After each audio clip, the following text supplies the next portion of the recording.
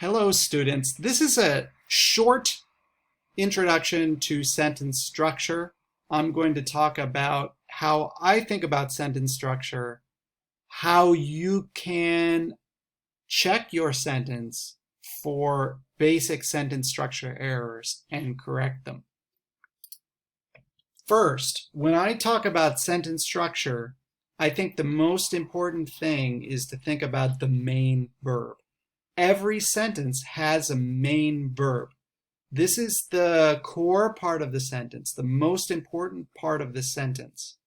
Finding that main verb can help you check for sentence structure errors, understand the whole structure of the sentence. I'm not going to teach you exactly how to find the main verb in this video, but I do want you to check, can you find where the main verb is? So I have 4 sentences here. Pause the video, see if you can find the main verb, and the answers will be in the next slide. Okay, here are the answers. First sentence, she studies English every day. In this sentence, there is only one verb. It's the main verb, studies. Next sentence, when he was young, he wanted to be an astronaut. Now it gets a little bit more difficult. We actually have 2 verbs here, or 3 verbs even.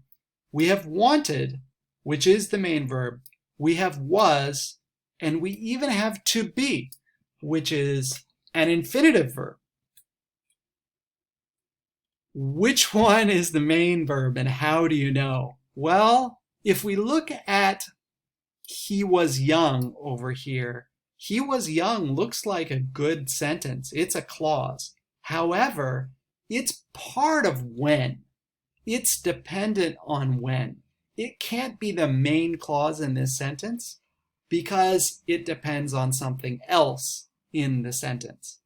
Similarly, to be over here, well, we know that's not the main clause. It doesn't even have a tense on it. It's an infinitive verb, and it's totally dependent on wanted. It's part of what wanted is doing in this sentence. So here's our main verb. Next sentence, students will probably love the textbook that we use in this class. There's a verb over here, but this one isn't main. The main verb is will love. And there's a word in between there, but that's okay. Will love is some sort of future form. Last sentence. Whenever you are sad and tired, it is important to remember that life goes on. In this sentence, there are several verbs, but only this one is main. If you look closely, you'll see that all the other verbs are part of clauses or phrases that depend on other things in that sentence. The core of this sentence, the most important part of this sentence, is it is important. Everything else is built around that. Okay, now you may want to know what happens if a sentence has more than one verb, more than one main verb, which does happen. Here are some examples. She studies and practices English every day. He wanted to be an astronaut, but he grew up to be a lawyer. Students will probably love this textbook. However, the teacher hates it. Anytime you want to have more than one verb that's main in the sentence, you have to use one of 2 ways to connect those.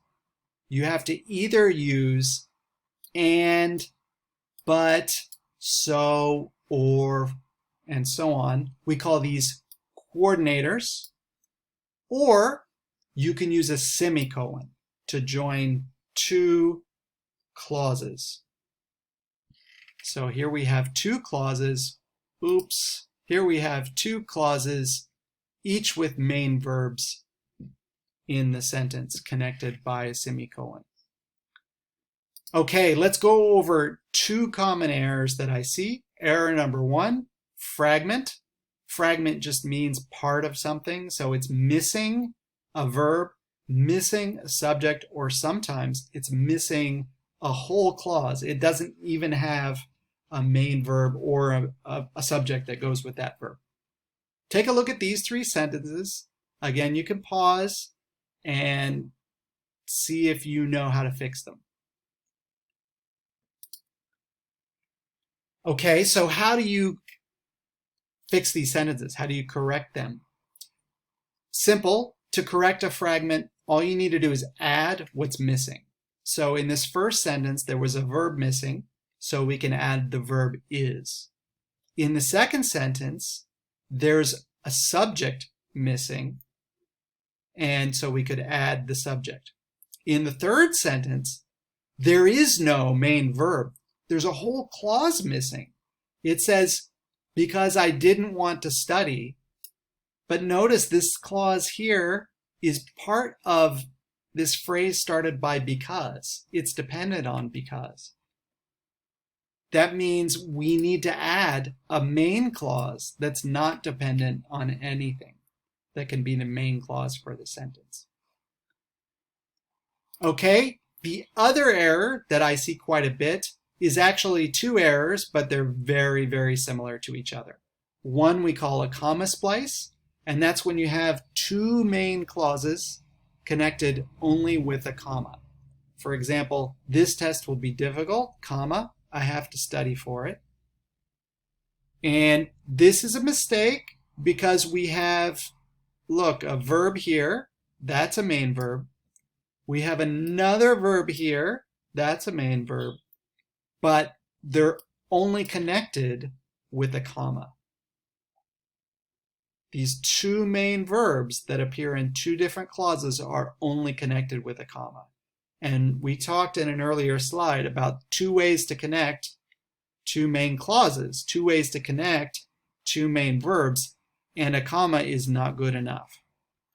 Sometimes students do a run-on, which is very similar. It just means there's nothing between the clauses at all. This test will be difficult. I have to study for it. Here we don't even have a comma. So that's an error as well. To correct this error, you have a few different choices.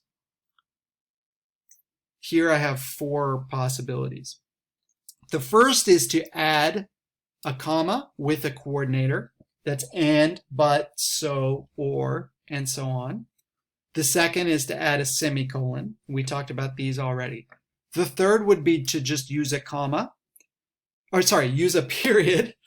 Then you have two sentences. And the last one would be to change the structure of the sentence so you only have one main clause with one main verb. And the other clause, notice, I changed it. I made it no longer main. I added this word because, so that now it's dependent on because. All right, that's it. Here's the summary. You can identify and correct many of your own sentence structure errors. To do that, first make sure your sentence has a main verb and that verb has a subject. Second, if you have more than one main clause, that is, you have two different clauses with main verbs, make sure that you're connecting those two clauses with either a coordinator or a semicolon. You need that.